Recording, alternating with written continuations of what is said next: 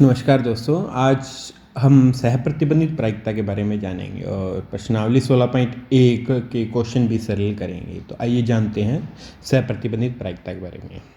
तो सहप्रतिबंधित प्रायिकता क्या होती है? यदि किसी यादृच्छिक प्रयोग में प्रतिदर्श समष्टि से संबंधित ए व बी दो घटनाएं हों, तो घटना बी के घटित होने की जानकारी होने पर ए की सहप्रतिबंधित प्रायिकता, दैट्स मीन कि घटना बी तो घटित हो चुकी है, ये घटना बी है वो घटित हो चुकी है और ए की प्रायिकता निकालनी हमने। तो ये हम निम्न सूत्र से देंगे, ए अपॉन में बी, इसकी प्रायिकता पी ए अपॉन में बी से शो करते हैं हम। तो पी ए अपॉन में बी का मतलब ये हो गया कि ये जो बी घटना है ये तो घटित हो चुकी है और ए की हमने प्रायिकता निकालनी है। तो ये निम्न सूत्र से दी जाती है, P A intersection B upon में पी बी। ऊपर तो दोनों का इंटरसेक्शन आएगा और नीचे है वो नीचे वाली की प्रायिकता आएगी। इसी प्रकार से अगर ए घटना के घटित होने की जानकारी होने पर बी की सहप्रतिबंधित प्रायिकता ज्ञात करनी हो तो हम इसे पी बी अपॉन में ए से प्रदर्शित करेंगे। ओके, ए तो घटित हो चुकी है और बी की हमने प्रायिकता ज्ञात करनी है। तो ये P A intersection B is upon में पी ए।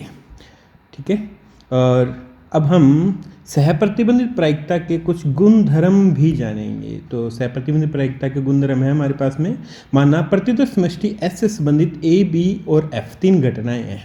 ओके, तब अगर हमने प्रतिदर्श समष्टि की ही प्रायिकता ज्ञात करनी हो घटना ए की जानकारी होने पर, या फिर A P of A upon में ए ये कैलकुलेट करना हो, तो इस दोनों की प्रायिकताएं वो ए की होती है। इसी प्रकार से पी ए बार अपॉन में बी, इसकी प्रायिकता 1 माइनस पी ए अपॉन में बी के बराबर होती है। अगर हमने P of A union B upon में एफ निकालना है तो ये पी ए अपॉन में F plus P B upon में F minus P A intersection B upon में एफ के इक्वल होता है। ओके, अब हम प्रश्नावली 16.1 के क्वेश्चन सॉल्व करते हैं। पहला क्वेश्चन है हमारे पास में, यदि पी ए 7/13 और पी बी 9/13 और P A intersection B is equal to 4/13 हो तो पी ए अपॉन में बी ज्ञात कीजिए। तो ये ज्ञात करने के लिए हम इसे जो दिया गया है सबसे पहले तो वो लिख लेते हैं। और हमें दिया क्या गया है, पी ए का मान दिया गया है 7/13 और पी बी का मान दिया गया है 9/13। ओके, और इसी के साथ पी ए इंटरसेक्शन बी भी दिया हुआ है, वो है 4/13। तो हमने तीनों चीज़ें लिख ली। अब हमने ज्ञात करना है पी ए अपॉन में बी, और पी ए अपॉन में बी का फॉर्मूला होता है मेरे पास में P A intersection B upon में P B. Okay, P A intersection B upon में पी बी, ये पी ए अपॉन में बी का फॉर्मूला है। ओके, तो इसकी वैल्यू रखी हमने पी ए इंटरसेक्शन बी की, ये वैल्यू थी मेरे पास में 4/13 और पी बी की वैल्यू है मेरे पास में 9/13। ये दोनों वैल्यूज़ रखी, 13 से 13 कैंसिल हो गया और ये बना मेरे पास में 4/9। अतः मेरे पास में पी ए अपॉन में बी की वैल्यू आ गई है 4/9। ठीक है, अब हम क्वेश्चन नंबर सेकंड पे चलते हैं। सेकंड क्वेश्चन हमें दिया गया है, यदि P B is equal to 0.5 और P A intersection B is equal to 0.32। Okay, तो पी ए अपॉन में बी ज्ञात कीजिए। पी ए अपॉन में बी के लिए हमें पी ए इंटरसेक्शन बी और पी बी ये दोनों चीज़ें चाहिए जो कि हमें दी गई है। तो सबसे पहले हम जो दिया गया वो लिख लेते हैं। पी बी का मान दिया गया हमें 0.5 और पी ए इंटरसेक्शन बी का मान दिया गया है 0.32। चूँकि पी ए अपॉन में बी की वैल्यू होती है P A intersection B upon में पी बी, हम जानते हैं ये। तो पी ए इंटरसेक्शन बी की वैल्यू रखी हमने 0.32 और अपॉन में 0.5। ओके, ये पॉइंट से ऊपर वाला पॉइंट हटाएंगे तो नीचे डबल जीरो लगेगी और ये पॉइंट हटाएंगे तो ऊपर एक जीरो आएगी। तो ये 32/50 बनेगा और इसे सरल कर लिया, 2 के पहाड़े से काट दिया तो हमने 16/25। अतः हमारे पास में पी ए अपॉन में बी की वैल्यू आ गई है 16/25। अब हम तीसरे क्वेश्चन पे चलते हैं और तीसरा क्वेश्चन हमें दिया गया है, यदि 2 P A is equal to P B is equal to 5/13। तो यहाँ से हम पी ए की वैल्यू निकाल सकते हैं, ये 2 अपॉन में चला जाएगा तो पी ए की वैल्यू आ जाएगी 5/26 और पी बी की भी वैल्यू दी गई है हमें और पी ए अपॉन में बी की वैल्यू भी दी गई है। और हमें ज्ञात करना है P A union B, union की वैल्यू फाइंड करनी है। तो सबसे पहले तो हमें पी ए यूनियन बी का फॉर्मूला पता होना चाहिए और पी ए यूनियन बी का फॉर्मूला होता है मेरे पास में P A plus P B minus P A intersection B, that's mean A intersection B वाले की वैल्यू चाहिएगी हमें, तो वो इस फॉर्मूले से आएगी। तो जो दिया गया सबसे पहले वो लिख लेते हैं, पी ए का मान दिया गया 5/26 और पी बी का मान दिया गया 5/13 और P A intersection P A upon में बी की वैल्यू दी गई है 2/5। ओके, चूँकि P A upon B is equal to P A intersection B upon में पी बी, ये फॉर्मूला होता है। अब हमने यहाँ से पी ए इंटरसेक्शन बी की वैल्यू निकालनी है। वो निकालने के लिए पहले तो मैंने पी ए अपॉन में बी की वैल्यू रख दी, जो कि मेरे पास 2/5 थी, और पी बी की वैल्यू थी मेरे पास में 5/13। इसको सरल किया, ये क्रॉस मल्टीप्लाई किया हमने यहाँ, और पी ए इंटरसेक्शन बी की वैल्यू आ गई 2/13। अब मैं पी ए यूनियन बी की वैल्यू फाइंड करना चाहता हूँ, और पी ए यूनियन बी की वैल्यू के लिए मेरे पास फॉर्मूला है P A plus P B minus P A intersection B. तो मैं यहाँ पी ए की वैल्यू रख दूंगा, पी बी की रख दूंगा, और पी ए इंटरसेक्शन बी इसकी वैल्यू रख दूंगा। तीनों वैल्यूज़ रखकर मैंने सरल किया, और ये मेरे पास में 11/26 आ गई, जो हमारा क्वेश्चन का आंसर आ गया। Next P A union B की वैल्यू आई है 11/26। नेक्स्ट अगला क्वेश्चन हम शुरू करते हैं।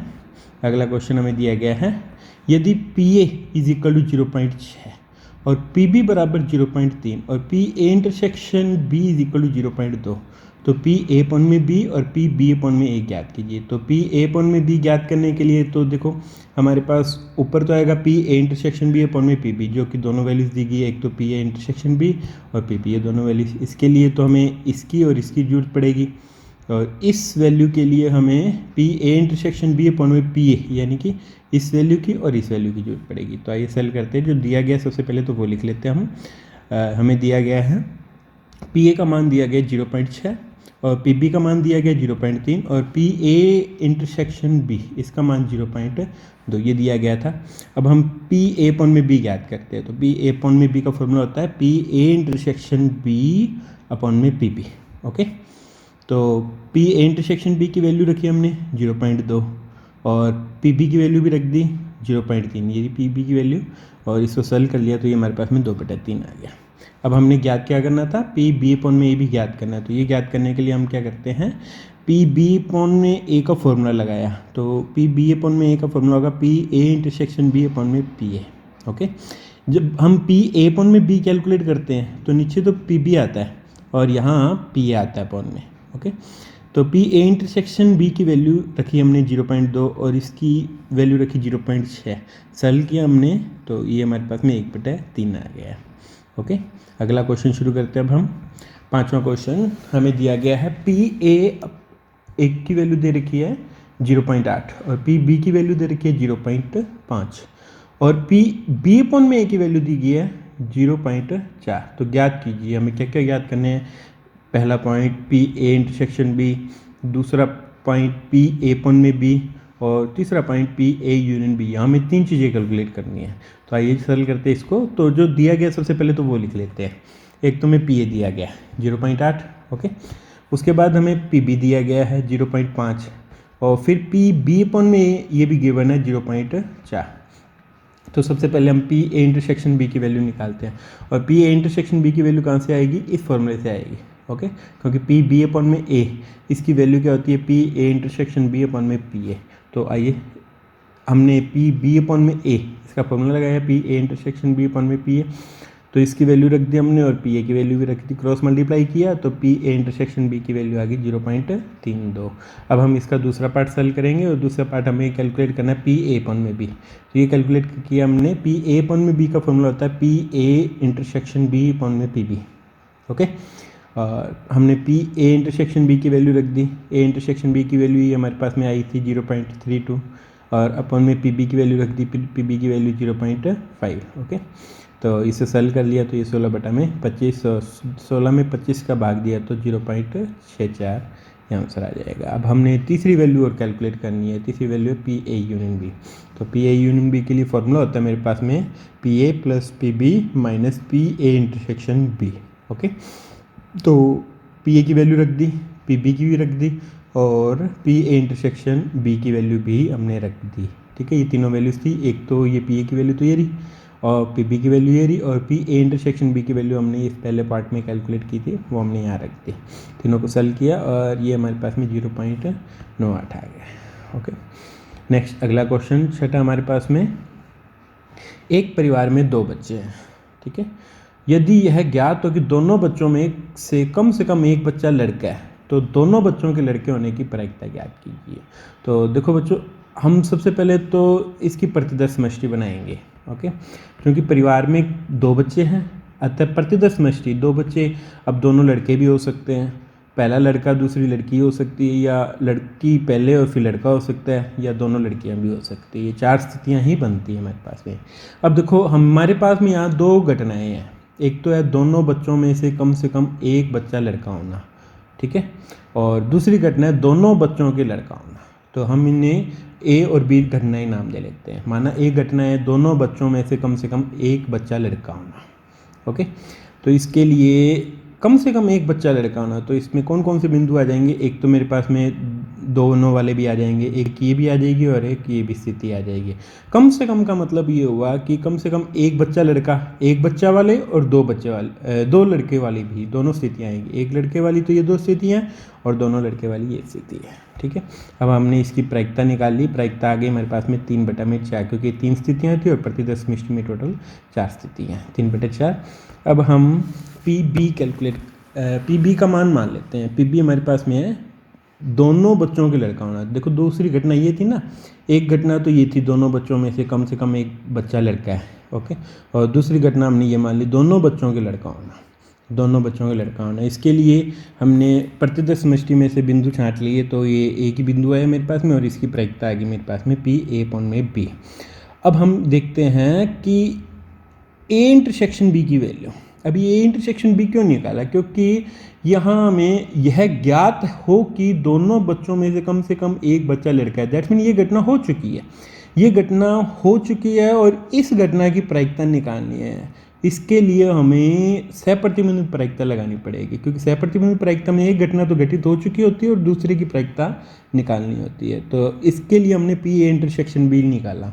पी ए इंटरसेक्शन बी हमारे पास में केवल एक ही घटना आई है, इसकी एक ही स्थिति आई इसके अंदर, और हमने इसकी प्रायिकता भी निकाल ली।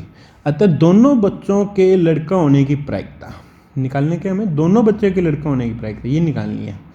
ये इसकी तो प्रायिकता निकालनी है, और ये घटना कौन सी है? बी है मेरे पास में, जबकि दोनों बच्चों में से कम एक बच्चा लड़का होना ज्ञात है। ये हमें ज्ञात जो घटना वो तो बटा में आएगी। दैट्स मीन हमें पी बी बटा ए निकालना है, ओके। और पी बी बटे ए का मान P A intersection B upon में पी होता है, और ए इंटरसेक्शन बी की वैल्यू है 1/4 और इसकी पी ए की वैल्यू है 3/4। सरल किया तो ये हमारे पास में पी 1/3 आई। अतः दोनों बच्चों के लड़का होने की प्रायिकता 1/3 है, जबकि दोनों बच्चों में से कम एक बच्चा लड़का है, ये ज्ञात हमें, ठीक है, ओके। अगला क्वेश्चन शुरू करते हैं। अगले क्वेश्चन में भी यही कहा गया है, 2 सिक्कों को एक बार उछाला जाता है। अब जो 2 सिक्कों को जब हम एक बार उछालेंगे तो हमारे पास में 4 स्थितियां आ जाएगी, ठीक है। इस प्रयोग से संबंधित ए व बी घटनाओं को निम्न प्रकार परिभाषित किया गया है। तो पी ए बटा बी याद कीजिए। तो इसमें पहली स्थिति दे रखी है जिसमें ए घटना में एक सिक्के पे पट प्रकट होता है और बी एक सिक्के पे चित्त प्रकट होता है। और इसी प्रकार से दूसरी स्थिति दे रखी है, ए में तो कोई भी पट प्रकट नहीं होता और बी कोई चित्त प्रकट नहीं होता। तो हम इसे सरल करते हैं। क्योंकि एक सिक्के को 2 बार उछाला गया है और इसकी प्रतिदर समष्टि में हमारे पास में 4 बिंदु आ जाएंगे, हेड टेल, टेल हेड और टेल टेल, ओके। अब एक घटना हमें दी गई है, एक सिक्के पे पट प्रकट होता है। तो एक सिक्के पे पट प्रकट होने वाली केवल ये 2 स्थितियां हैं, एच टी और टी एच, ठीक है। हमने इसकी प्रायिकता निकाल ली, इसकी प्रायिकता आ गई क्योंकि 2 स्थितियाँ थी और प्रतिदर समष्टि में मेरे पास में 4 स्थितियाँ हैं। तो 2/4 इज इक्वल टू 1/2। अब हम घटना बी भी ले लेते हैं। इसमें पहले पॉइंट के अंदर बी घटना में दी गई एक सिक्के पर चित्त प्रकट होता है। तो इसके लिए हमारे पास में एच टी और टी एच ये दोनों स्थितियाँ आ जाएगी, ठीक है। और इसकी प्रायिकता निकाली हमने 2/4। अब हम दोनों का इंटरसेक्शन निकाल लेते हैं। अब इंटरसेक्शन क्यों निकाला? क्योंकि हमें पी ए बटा बी की वैल्यू निकालनी है, और पी ए बटा बी की वैल्यू के अंदर हमारे पास फॉर्मूला होता है P A intersection B upon में पी बी। इसलिए मैंने पहले तो निकाला ए इंटरसेक्शन बी, मैंने इसकी प्रायिकता निकाल ली, पी ए इंटरसेक्शन बी की प्रायिकता भी 1/2 आ गई मेरे पास में। अतः P A upon B is equal to ये हो जाएगा P A intersection B upon में P B is equal to, इसको सरल कर लिया 1/2, दोनों की वैल्यू इसकी रखी और ये हमारे पास में 1 आ गया। अब मैं इसकी दूसरी स्थिति को देखता हूँ। दूसरी स्थिति के अंदर ए हमें दी गई है कि कोई भी पट प्रकट नहीं होता है, ओके। और कोई भी पट प्रकट नहीं होता है, दैट्स मीन केवल एक ही इसके अंदर स्थिति एच एच वाली आएगी और इसकी प्रायिकता आएगी मेरे पास में 1/4।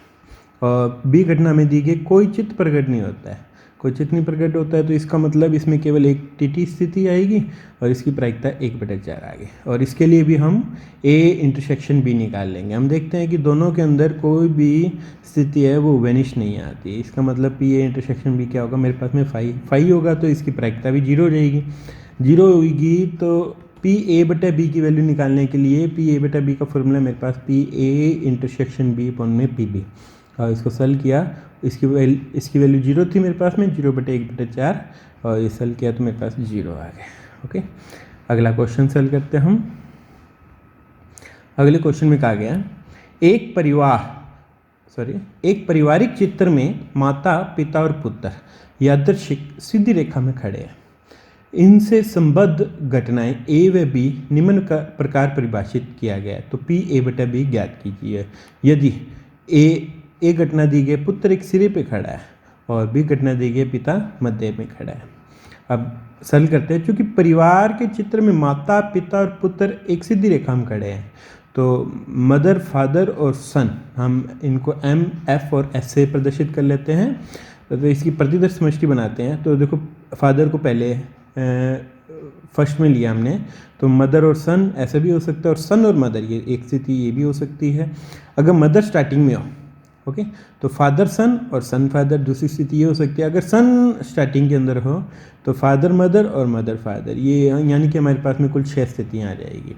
अभी हमें एक घटना दी गई है, पुत्र एक सिरे पे खड़ा है, सिरे पर, तो पुत्र इसके अंदर भी एक सिरे पर है, इसके अलावा इसके अंदर भी एक सिरे पर है, और 2 स्थितियाँ ये जिनमें पुत्र है वो एक सिरे पर है, तो यानी कि इसके अंदर हमारे पास में कितनी 4 स्थितियाँ आ जाएगी। ठीक है, हमने इसकी प्रायिकता निकाली, P A is equal to 4/6 2/3 आ गई। अब बी घटना दी है, पिता मध्य में खड़े हैं और फादर है जो मध्य में, यहाँ देखिएगा ये एक तो ये सिचुएशन है और इसके अलावा एक ये भी सिचुएशन है। ठीक है, यानी कि फादर मध्य में, केवल 2 ही सिचुएशन है, वो दोनों हमने लिख लिया। हमने इसकी प्रायिकता भी निकाली और इसकी प्रायिकता 2/6, क्योंकि 6 वो टोटल प्रतिदर्श समष्टि में स्थितियाँ मेरे पास में, तो इसकी प्रायिकता आ गई 2/6 यानी कि 1/3। अब मैं ए इंटरसेक्शन भी निकाल लेता हूँ। फिर भी हमने यहाँ ए इंटरसेक्शन बी क्यों निकाला, क्योंकि हमें पी ए बटा बी कैलकुलेट करना है, और पी ए बटा बी के फॉर्मूले में होता है P A intersection B upon में पी बी।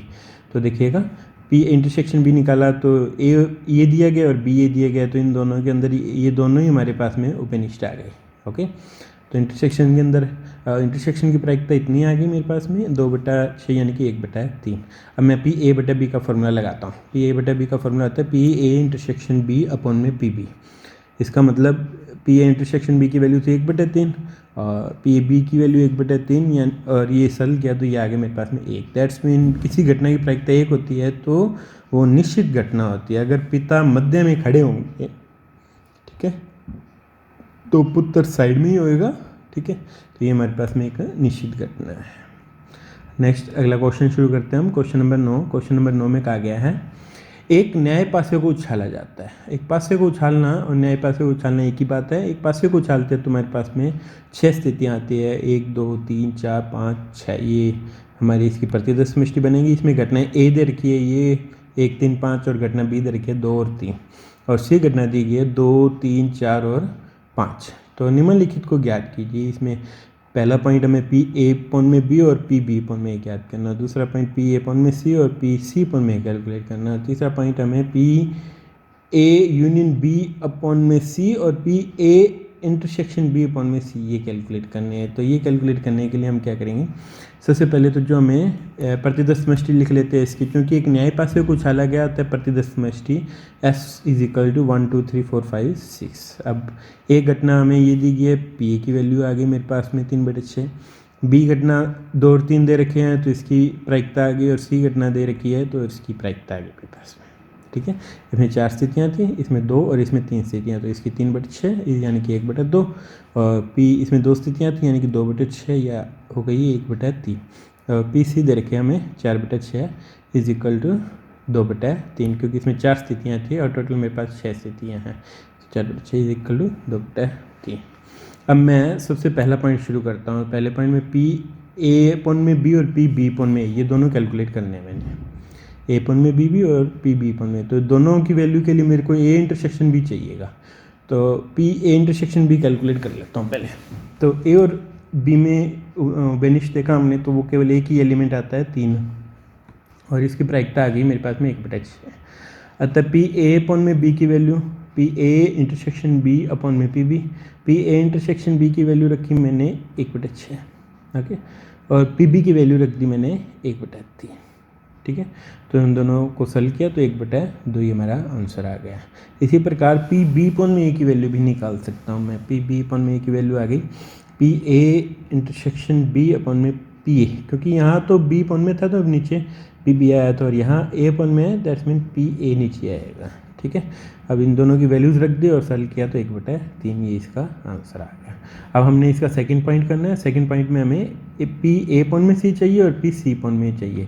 तो इसके लिए मैं ऐसा करता हूँ, सबसे पहले तो पी ए इंटरसेक्शन सी निकालता हूँ, ठीक है। तो उसके लिए मैंने ए इंटरसेक्शन सी निकाली है। पहले ए इंटरसेक्शन सी के अंदर, ए और सी के अंदर मेरे पास में 2 एलिमेंट बेनिश आते हैं, 3 और 5, वो निकाल लिए। इसकी प्रायिकता आ गई मेरे पास में, ठीक है। और पी ए अपॉन में सी का फॉर्मूला लगाया, ए और सी है तो ऊपर भी पी ए इंटरसेक्शन सी आएगा और यहाँ पी सी आ जाएगा। तो इन दोनों की वैल्यूज़ रखी तो मेरे पास में पी ए अपॉन में सी आ गया। इसी प्रकार से पी सी अपॉन में ए की वैल्यू भी निकाल सकता हूँ। नेक्स्ट इसके बाद में हमें अब देखिएगा P A union B upon में सी ये चाहिए। ये निकालने के लिए ऊपर तो इन दोनों का इंटरसेक्शन आएगा, यानी कि A union B intersection C, ये कैलकुलेट करना पड़ेगा।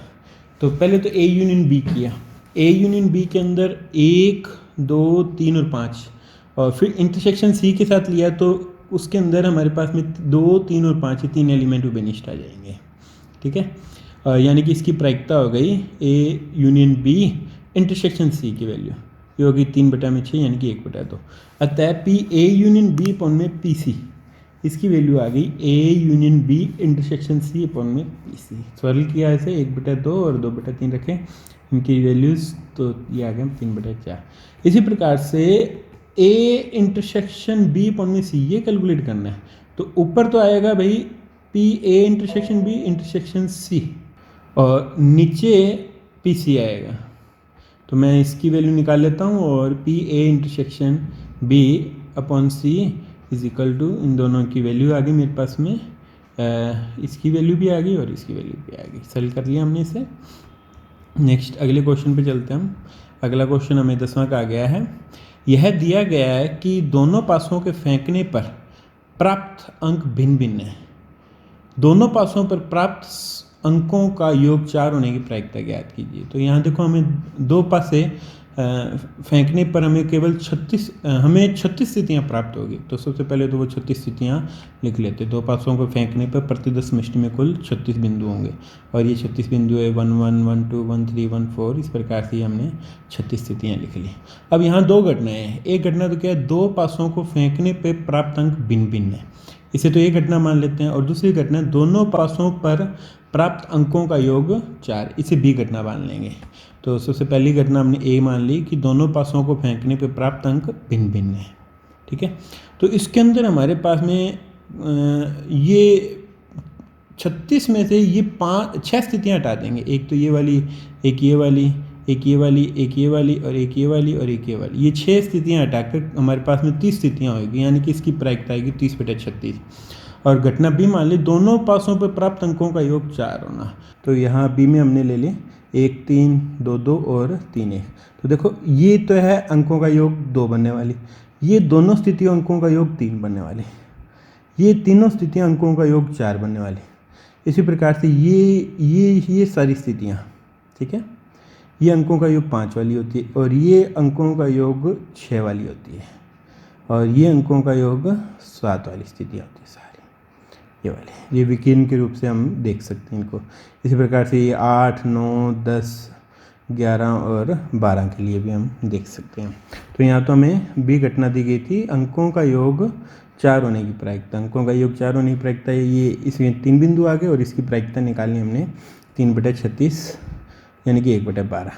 अब हमें देखो यहाँ दिया गया था, यहाँ दिया गया है कि दोनों पासों पर प्राप्त अंक भिन्न भिन्न है। इसका मतलब कि ये घटना तो घटित हो चुकी है, और इस दूसरी घटना के घटित होने की प्रायिकता निकालनी है।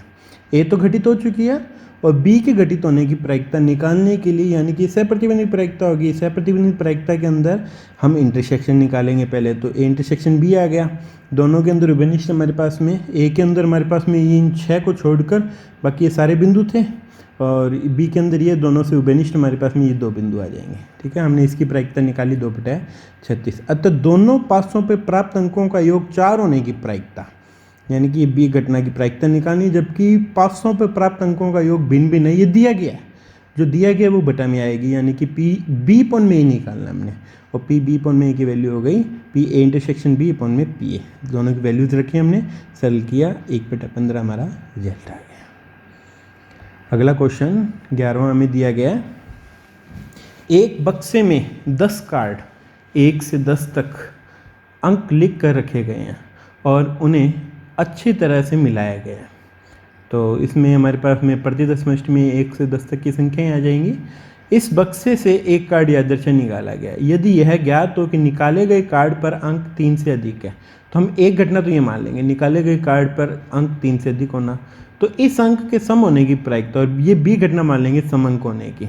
तो ये ए घटना तो दी गई है और बी की प्रायिकता निकालनी होगी हमें, यानी कि पी बी बटे ए निकालना होगा। तो सबसे पहले तो हम इसकी प्रतिदशमष्टि लिखते हैं। प्रतिदशमष्टि में हमारे पास में 1 से 10 तक के बिंदु आ गए।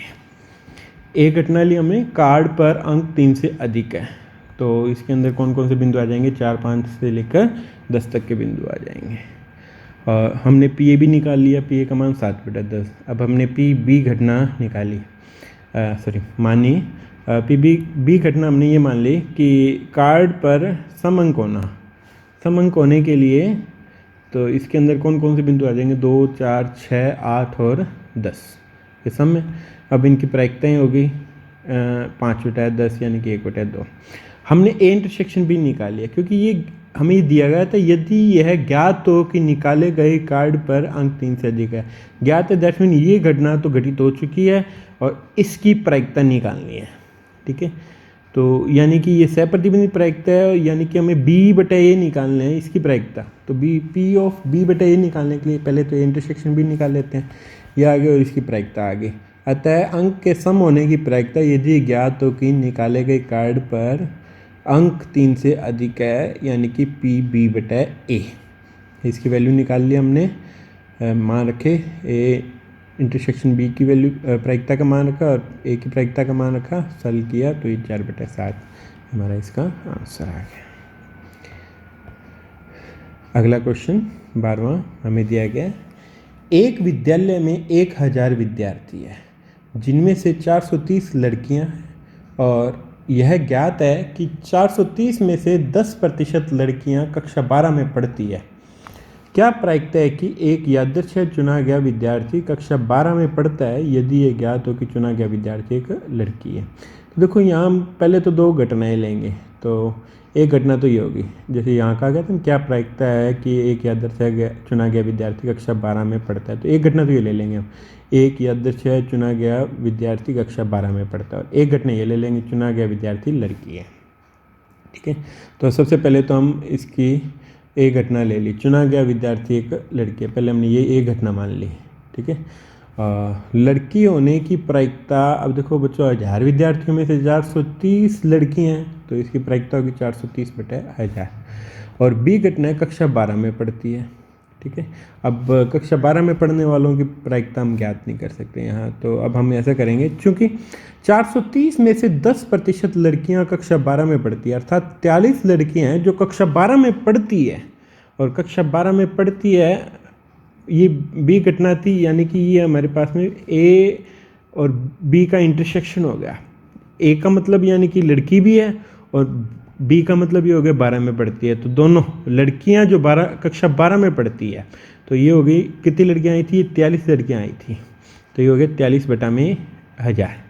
अब हमने मान किसका निकालना है, हमने मान निकालना है कि एक इसकी तो प्रायिकता पूछी गई है, ये हमने घटना बी मानी थी। ठीक है, तो पी बी बटे ए निकालना है हमने, तो पी बी बटे A is equal to P A intersection B upon में पी ए। तो इसकी वैल्यूज रखी और ये हमारे पास में 1/10 इसका आंसर आ गया। ठीक है, क्वेश्चन नंबर 13 देखिएगा। एक पासे को 2 बार उछाला जाता है। तो हमने अभी देखा कि पासे को जब 2 बार उछालते हैं तो कुल 36 स्थितियाँ बनती है। अंकों का योग 6 पाया गया, दैट्स मीन ये घटना तो हो चुकी है। हम अंक 4 से कम प्रकट 4 के कम से कम एक बार प्रकट होने की सह प्रतिबंधित प्रायिकता निकालनी है। अंक 4 के कम से कम एक बार प्रकट होने की सह प्रतिबंधित प्रायिकता, तो एक घटना तो ये मान लेंगे और एक घटना ये ले लेंगे। तो सबसे पहले तो हम लिखते हैं कि पासे को जब 2 बार उछाला जाता है तो कुल 36 स्थितियाँ प्राप्त होती है। घटना ए हमने ली अंकों का योग 6 होना, तो इसके लिए हमारे पास में 1 5 2 4 3 3 4 2 और 5 1। और बी घटना ले ली अंक 4 के कम से कम एक बार प्रकट होना। एक घटना तो ये ली अंकों का योग 6 होना, और एक घटना बी हमने ये ले ली। ठीक है, तो इसमें हमारे पास में ये बिंदु आ जाएंगे 1 4 2 4 3 4 4 1 4 2 4 3 4 4 4 5 4 6 फिर 5 4 और फिर उसके बाद 6 4, ये इतनी स्थितियाँ आ जाएगी इसके अंदर। अब हमने ए इंटरसेक्शन बी निकाल लिया। ए इंटरसेक्शन बी में ये 2 बिंदु विनिष्ट आ गए। अब हमने कहा गया था कि ये घटना तो घटित हो चुकी है। अंकों का योग 6 वाली कौन सी है? ए घटना तो घटित हो चुकी है। और अंकों का अंक 4 के कम से कम एक बार प्रकट होने की सह प्रतिबंधित प्रायिकता, और ये हमने मानी थी बी घटना, यानी कि बी घटना की प्रायिकता निकालनी है, वो भी सह प्रतिबंधित, यानी कि पी बी बटा ए निकालना हमने। तो पी बी बटा ए की वैल्यू आ गई P A intersection B upon में पी ए। वैल्यूज रखी इनकी, सॉल्व किया तो हमारे पास आंसर आ गया। ओके, ये हमारा आंसर है। अगला क्वेश्चन है हमारे पास में 14वां। एक सिक्के को उछालने के परीक्षण पर विचार कीजिए। यदि सिक्के पर चित्त प्रकट हो तो सिक्के को पुनः उछालें, परंतु यदि सिक्के पर पट प्रकट हो तो पासे को फेंके।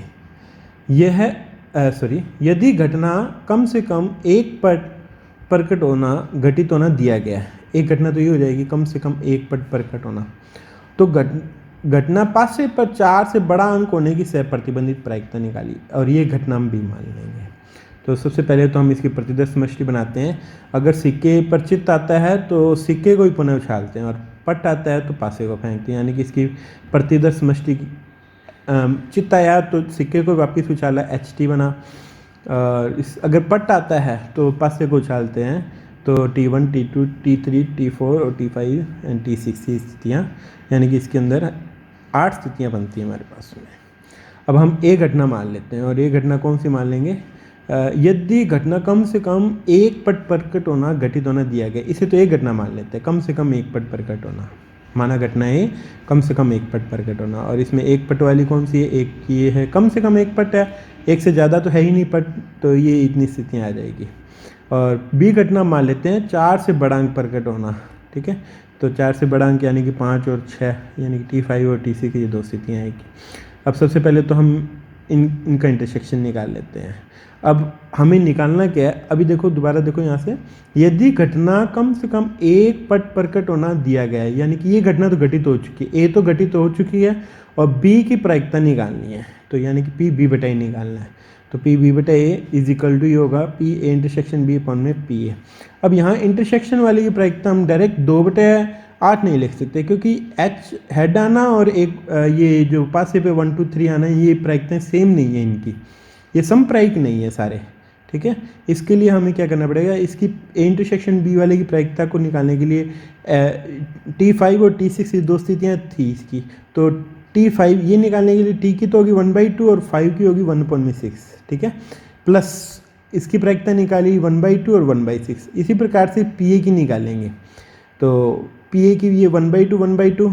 ठीक है, और ये T1 की दे रखी है हमें T1 1/2 इंटू 1/6। ठीक है, इसी प्रकार से हमने इन सब की प्रायिकताएँ लिख दी। अगर हम यहाँ डायरेक्ट लिख देते कि यहाँ पी ए इंटरसेक्शन बी की वैल्यू है वो 2/8 होएगी, तो वो गलत हो जाएगा बच्चों, क्योंकि ये घटनाएं सारी समप्रायिक नहीं है। समप्रायिक होती है तब हम इनको इसकी वैल्यू 2/8 लिख सकते थे। यहाँ हमें इसको इस प्रकार से ही सरल करना पड़ेगा। जैसे इसकी प्रायिकता 1/4 बनती है, इसकी प्रायिकता 1/4, इसकी प्रायिकता 1/12 बनती है। ठीक है ना, समप्रायिक नहीं होने के कारण हमने इस क्वेश्चन को ऐसा करना पड़ेगा। ओके, तो इसको सॉल्व किया हमने और हमारा आंसर आ गया 2/9। ठीक है, end of the exercise 16.1। Okay, और ये हमारी क्लासेस है। OMS नाम से एक ऐप है प्ले स्टोर के ऊपर, अभी हाल ही में लॉन्च की है मैंने। इसके अंदर हम सारी क्लासेस के मैथ के नोट्स डाल देंगे, मैथ के नोट्स भी और वीडियोस लेक्चर भी। ठीक है, तो आप इसे डाउनलोड कर सकते हैं।